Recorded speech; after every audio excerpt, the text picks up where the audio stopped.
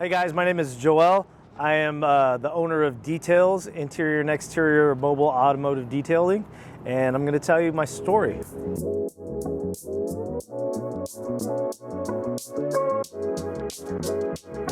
How long you been doing this? We've been doing this for 5 years. And how about full time? Full-time 100%, about a little over about 2.5 years now.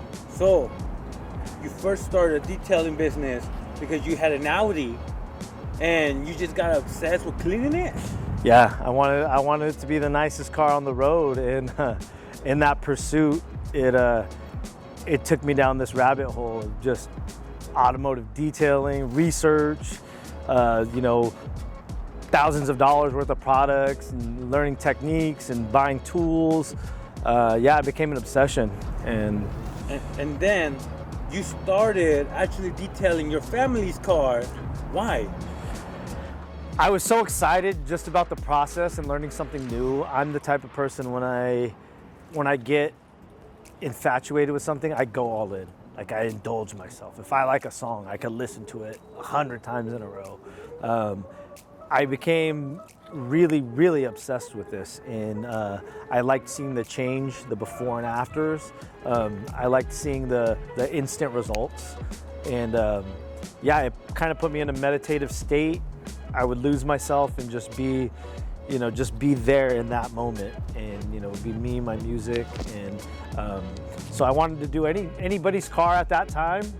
I would do it. I would do it for free, family members, until I got to the point where I felt comfortable asking for money when somebody wanted their vehicle done. And when did you feel comfortable asking for money? A few months? A year later? It probably took a few months. I would say about 6 months to where I really where I felt comfortable telling people, hey, I'm doing this to make money. It was kind of odd because I had a job currently, a good job, a career, and to tell somebody, oh yeah, I'm also cleaning cars on the weekend, they're thinking that I'm washing, just doing a wash or whatever. I really wanted to dig in deeper and bring true value and make a difference to where it was impactful to the client, where it was a noticeable difference in feeling of their vehicle. All right, so we're gonna speed forward real quick, okay, because you did have a good paying job. You had a career, Joel. You let that go, and then you went kind of the entrepreneur route. You had a couple jobs, but still focusing on your detailing on the side? Yes, I left my career, and I ended up getting a couple part-time jobs here and there, one in the morning and then one in the evening. So I had the midday, and then I had the weekends as well. So with that, I always had the dream intact. I always had the idea of the business in the back of my head. And I knew I wanted to grow slowly. I knew I wanted to scale up on all of my products. I wanted to get proper training. I wanted to get proper tools. I wanted everything to get top of the line, but I wanted to do it the right way. I didn't want to run myself into debt buying this equipment that was expensive that I didn't even know how to use. So I learned everything by hand, and then from there, learning the foundations, then I scaled up and I bought entry-level tools, and then eventually I got everything that I own now is top of the line. All right, man. So you had a Subaru when you were working these jobs. Yes. What finally made you say, you know what, I'm gonna jump into detailing? Because how long were you working those two jobs and detailing and DJing sometimes, right? Yes. Yeah. When did you finally decide, I gotta go hard on this detailing? I did it when I ended up moving back to my hometown.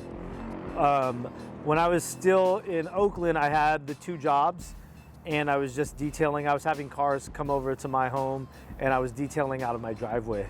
And then I did a few clients here and there, and I had a good rapport with the body shop and a couple mechanics in the area, to where when they were returning the cars to their clients and they were done, they wanted them freshened up and clean. So I would do those jobs there.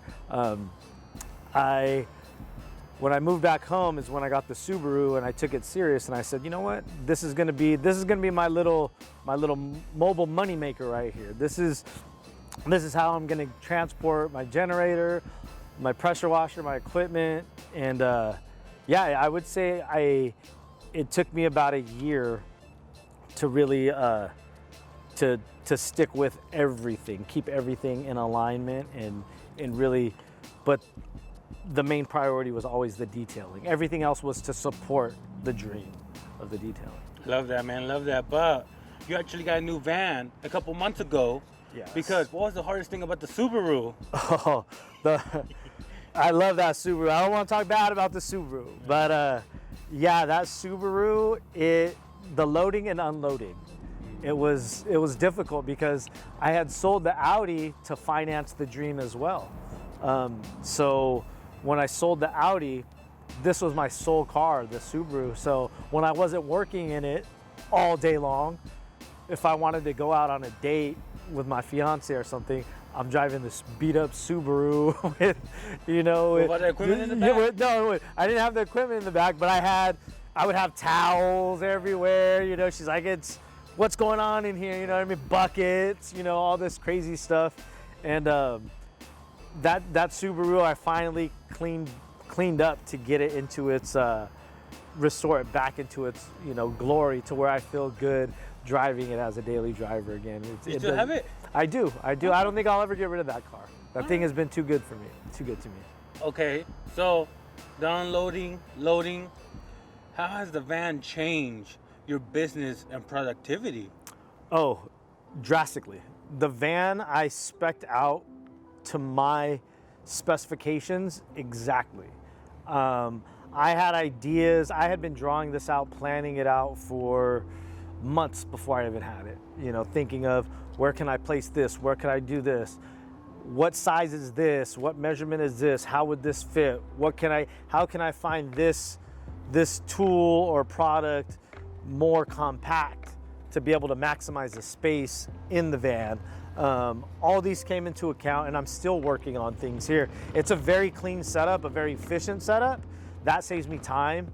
I'm able to maximize on you know, more job opportunities I can take, you know, within a X amount of hour window. I'm able to work alone because I don't have to do all the loading and unloading. You know, what I would do before was the last hour of the job, I would have somebody primarily just packing up. Now I don't have that. So that's saving me money on labor, and then it's saving me money and making me money because I'm able to do multiple jobs alone. I got you. All right, Joel. So, last question. You're growing your business. Seems like you're really successful. You're making a lot of money. What's your next step? My next step with the business is everybody asks this question, you know, hey, you're doing great. What, are you gonna hire a bigger crew? Are you gonna get another van? Are you gonna step back and just hire employees? I don't want to manage remotely. I don't want to scale up.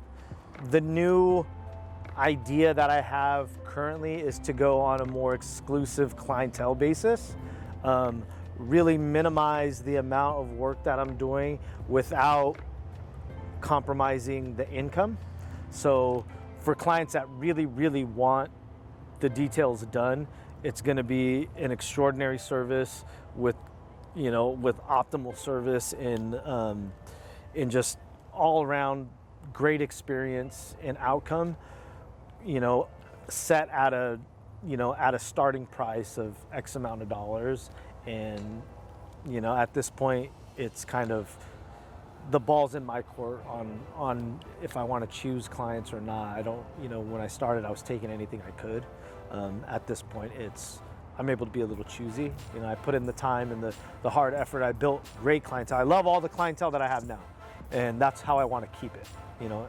So you're saying you want to maintain the clients you have, not trying to grow, but does that mean you might have to raise your prices again, or you're comfortable where you're at right now?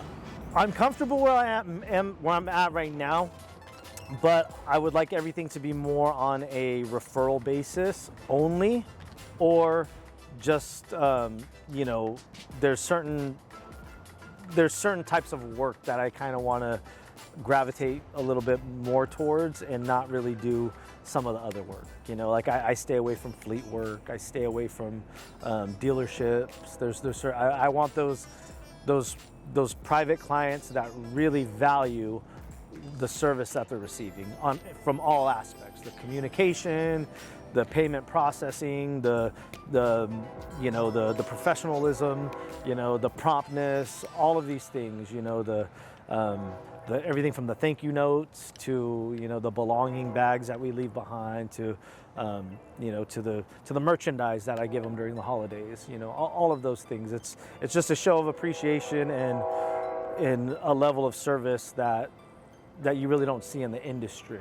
You see it across other lines of industries. You go to certain hotels, you know if you're at a Motel 6 and you know if you're at a W. It's kind of that type of comparison that I want to be at, and it's a level that I've been striving to achieve, and I think I'm very close to where I want to be. So that's how I started my detailing business. Again, it's Joel with Details, and make sure that you're following us on Instagram at Details Auto. We're going to have a lot more content coming your way, and don't forget to subscribe.